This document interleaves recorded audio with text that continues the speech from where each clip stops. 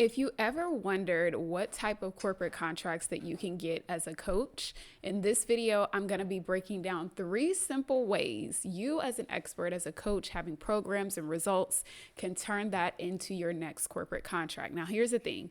People will make it seem like it needs to be complex. It's going to take forever. It's going to need all these approvals, and you're not going to be able to do this simply and easily.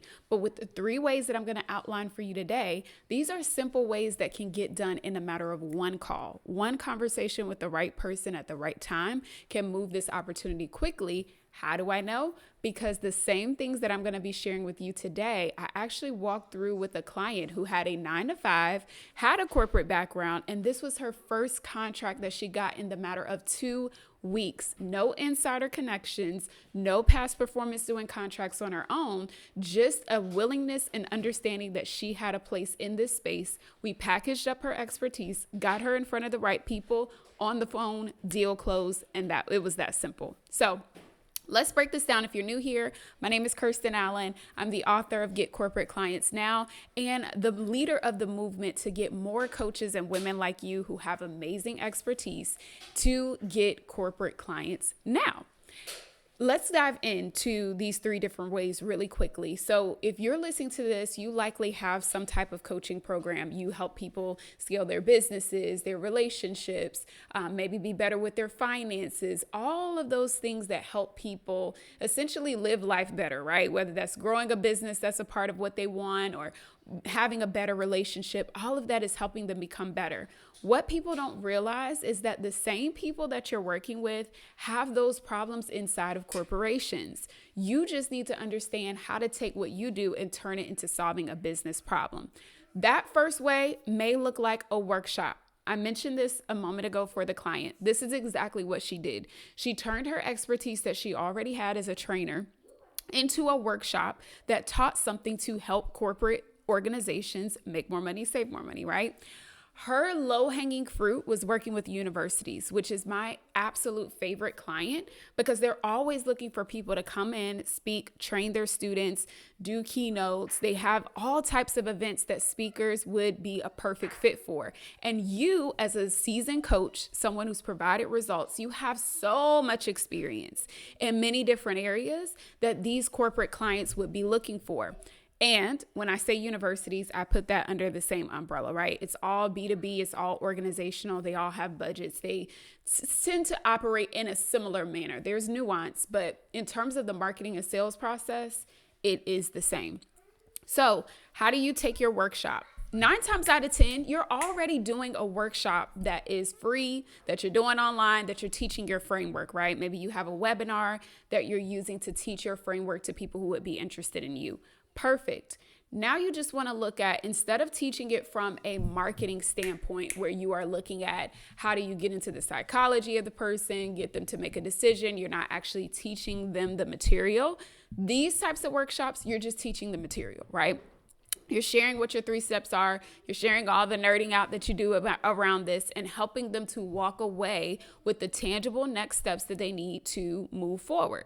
So here is how Arva, my client, did this. Her background and expertise is in executive presence. So she talks about, not necessarily interview skills, but how to dress, how to talk, how to communicate, emotional intelligence with others, team building, all of those things that make up a great executive leader, not just in the C-suite, but just overall executive presence is a strong skill to have as a corporate leader.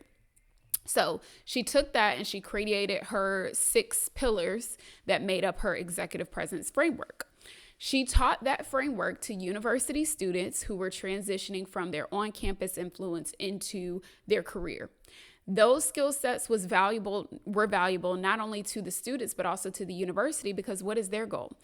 In the realm of what I say about make more money, save more money, universities make money by, this is one element, by corporate sponsors. And so a part of that is corporations want quality talent. So they spend their money, their time, their energy cultivating relationships with students at campuses that they think they can get quality talent from.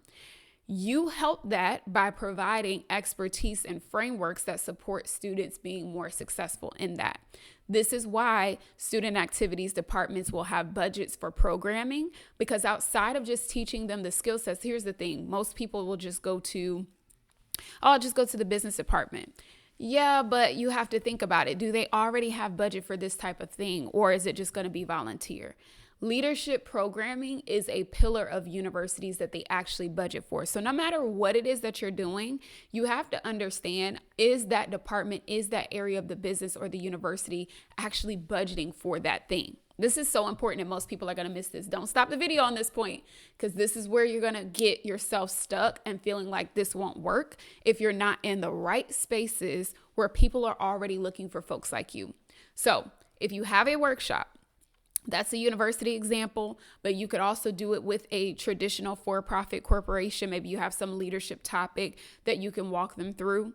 Maybe you are working with a nonprofit and maybe you teach, I don't know, your accounting or something like that. So you're teaching them how to be better with their finances. Whatever it is, the expertise itself is, there's certain things obviously that may not be a fit. Like, for example, I remember seeing someone saying, you know, I have like ballet classes for kids, and would corporations be interested in that? Not so much, right? It may be better off for you to partner with a local dance studio, which is still B2B, it's still an organization. And maybe you come up with some agreement where people who purchase products get some access to your learning, you know, your classes for little girls that are doing ballet. That might be a better lane than to try to think, oh, well, companies would be a great fit for their kids to be in my ballet class. Like, they're not going to pay for that. Go to where the organizations already are. Maybe it's better for you to partner with a theater, right? And I don't know, you be the major provider for dance lessons for people who are coming to audition for the ballets. I don't know. I could probably find any different area for you to be able to utilize your skill sets. It's just about being creative with who already has the need and not trying to manufacture the need. All right, so that was a lot, but that was workshops, number one, that you can focus on. The second offer that you could position your coaching program or your coaching expertise in is as a keynote speaker, which is super easy. A lot of times what I hear from coaches is like, I want to be able to do what I do and go home. I know you've ran these launches, you do all these different things to get clients in the door. You got to figure out back of the room, upsell, all of that, all of those types of things. What a breath of fresh air to just walk in a room, do your thing, and be paid, you know, the multiple thousands of dollars that you would have gotten by doing that next launch that you're planning right now. This is why I love this so much, because for me, I'm like, let me talk to one person. Let me get to one particular outcome, and then we can move on. So keynotes are great for people who have strong speaking skills. That could be around your personal story, overcoming adversity. That could be around things that are tactical, like sales, marketing, branding, all of those things for different events. That could look like talking through any areas of your life that people can gain lessons out of, not just, yeah, be better, do better, rah, rah, rah. But what is the actual, and you're good at this because you've already learned how to do this as a coach when you're talking about communicating transformation and outcomes. What thing can you get up there and talk about? Give them your 3 tips, your 5 tips, or whatever to get them to a particular outcome. They would love that. If you develop your skill sets as a presenter, as a speaker, that can be a highly lucrative way that if you want to drive some quick, let me say this correctly. If you want to drive some accelerated cash into your business, or you want to, maybe you have something going on, you want to get some cash cushions going on in the business. You don't want to have a whole lot of, all right, I did this launch, now I'm committed to 12 months, 6 months, whatever, with all these people, payment plans and all of that. You're just like, I want something that's going to be a sizable cash cushion that I can run right now. Keynote would be great for that. Keynotes run anywhere from, it's such a wide range because the word keynote can be used in so many different spaces where they may not have the budgets that I'm speaking about. But I would say in general, for good quality, like what you typically see for keynotes, 10 to 25,000 and up can be what you're looking at when it comes to doing a keynote. But again, positioning, delivery, being able to walk people through your frameworks in a clear, concise way is what's going to command that type of price point. Okay. Keynotes. Last one is going to be any sort of asynchronous training. So we mostly call this courses. This is one of the contracts that I got in the beginning of my journey in business to do 2 courses on career development for a nonprofit. And it was literally just under $10,000 to do these 2 courses. And it's asynchronous. So I developed it, I produced it, I recorded it, sent it off to them. We did a licensing agreement and all of that. I was paid, boom, bam. And it went out to over 95,000 of their members or participants within that nonprofit organization. That was, one, such an easy thing. And 2, not something that I had to promote forward facing. That's the other thing that I want you all to understand when it comes to the corporate contract space and being a coach. Like, you've created this brand online, being a coach for these particular people. It doesn't mean that you have to overhaul. Like, nobody knows me as a career development anything, right? I have the skill sets, but no, my brand is not that, because that's not what I want to be known for. However, in speaking with this organization, I'm like, yes, I do have content around this. I can share this. I would be excited to partner with you on this. And so I developed the courses. Now I have 2 courses. It wasn't exclusive to them, that I could also sell to other organizations without it having to be in my forward-facing marketing. So a lot of this can be done just through conversations, just through having meetings in the room. It's not that you have to create this whole entire brand, this whole entire new website, or any of that. If you know how to have the right conversations, if you know how to do direct outreach about what you have going on, you can get these opportunities without disrupting your current marketing. Allow the team to run the things that you already have going on, and use a bit of your time a week to be able to make these connections and start to form these relationships. All right. I said that was 3 ways, 3 simple ways that you could literally be, teeing up your next corporate opportunity right now. Number 1, workshops. 2, keynotes. 3, any asynchronous trainings, train the trainer. I've even seen people do print materials. So like, for example, my book actually just got its first bulk order from a corporation, which I'm super excited about. That is literally like no brainer.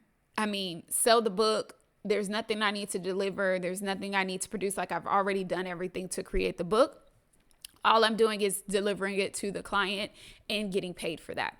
So books, I've seen people do like textbooks or more learning materials that they've sold as programs to organizations where they could come in and train and teach, or just provide the learning materials, whether that's digital or a print format. So many different ways that you can think about this. If you have a book on your topic, if you have any type of curriculum, that's an opportunity for you to do some asynchronous contracts where you're literally just delivering the material, your IP, and they're paying you for that information. All right. This was good. So which one, first of all, before I even ask you which one is the best for you, I want you to go ahead and click subscribe, because if you stayed to the end of this video and you've gotten through all these tips, you're going to want more. So make sure that you subscribe, and now drop in the comments, which one of these are you going to start to position as a coach getting corporate clients? Is it going to be your workshop? Hey, I'm ready to deliver that. I've already got the materials. Is it keynotes? I love to speak. I can get on stage. I can talk about whatever. Is it asynchronous? Hey, I got some books, I got some materials. I can go ahead and start selling that today. So let me know in the comments, what is going to be your first corporate offer that you are going to get out there this month, right now, and start closing those deals. All right. So be sure to subscribe. Check out this next video if you don't want our time to end together, and I will see you on the next one.